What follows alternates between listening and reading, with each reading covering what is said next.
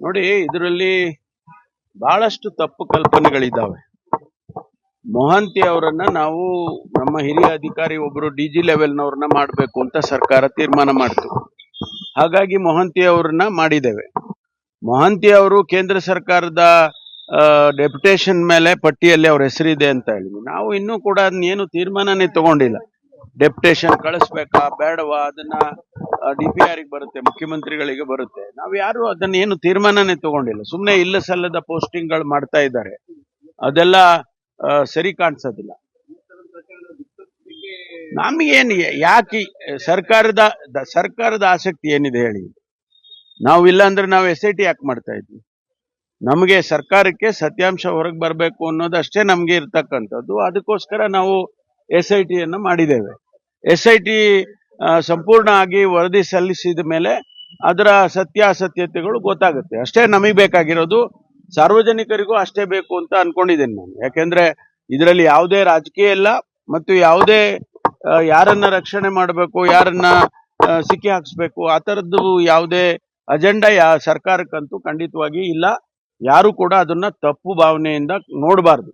ನನ್ನ ವಿನಂತಿ ಏನು ಅಂದ್ರೆ, ನಾವು ಬಹಳ ಟ್ರಾನ್ಸ್ಪರೆಂಟ್ ಆಗಿ ಈ ಒಂದು ತನಿಖೆಯನ್ನ ಮಾಡಬೇಕು ಅಂತ ಹೇಳಿದ್ದೇವೆ. ಸರ್ಕಾರಕ್ಕಿರುವಂತ ಅಜೆಂಡಾ ಅಷ್ಟೇ ನಮ್ಗೆ ಟ್ರಾನ್ಸ್ಪರೆಂಟ್ ಆಗಿ ತನಿಖೆ ಆಗ್ಬೇಕು ಅಂತ.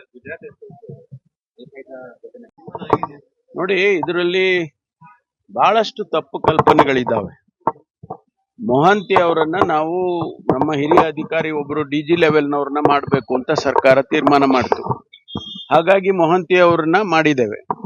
ಮೊಹಂತಿ ಅವರು ಕೇಂದ್ರ ಸರ್ಕಾರದ ಡೆಪ್ಯುಟೇಷನ್ ಮೇಲೆ ಪಟ್ಟಿಯಲ್ಲಿ ಅವ್ರ ಹೆಸರಿದೆ ಅಂತ ಹೇಳಿದ್ವಿ. ನಾವು ಇನ್ನೂ ಕೂಡ ಅದನ್ನೇನು ತೀರ್ಮಾನನೇ ತಗೊಂಡಿಲ್ಲ.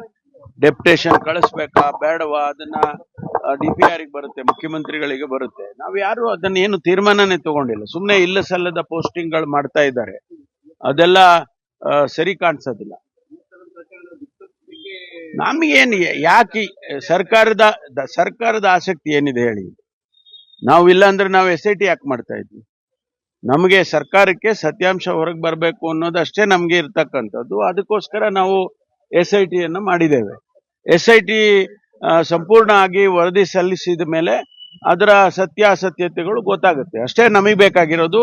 ಸಾರ್ವಜನಿಕರಿಗೂ ಅಷ್ಟೇ ಬೇಕು ಅಂತ ಅನ್ಕೊಂಡಿದ್ದೇನೆ ನಾನು. ಯಾಕೆಂದ್ರೆ ಇದರಲ್ಲಿ ಯಾವುದೇ ರಾಜಕೀಯ ಇಲ್ಲ ಮತ್ತು ಯಾವುದೇ ಯಾರನ್ನ ರಕ್ಷಣೆ ಮಾಡಬೇಕು, ಯಾರನ್ನ ಸಿಕ್ಕಿ ಹಾಕ್ಸ್ಬೇಕು, ಆ ಥರದ್ದು ಯಾವುದೇ ಅಜೆಂಡಾ ಸರ್ಕಾರಕ್ಕಂತೂ ಖಂಡಿತವಾಗಿ ಇಲ್ಲ. ಯಾರು ಕೂಡ ಅದನ್ನ ತಪ್ಪು ಭಾವನೆಯಿಂದ ನೋಡಬಾರ್ದು. ನನ್ನ ವಿನಂತಿ ಏನು ಅಂದ್ರೆ, ನಾವು ಬಹಳ ಟ್ರಾನ್ಸ್ಪರೆಂಟ್ ಆಗಿ ಈ ಒಂದು ತನಿಖೆಯನ್ನ ಮಾಡಬೇಕು ಅಂತ ಹೇಳಿದ್ದೇವೆ.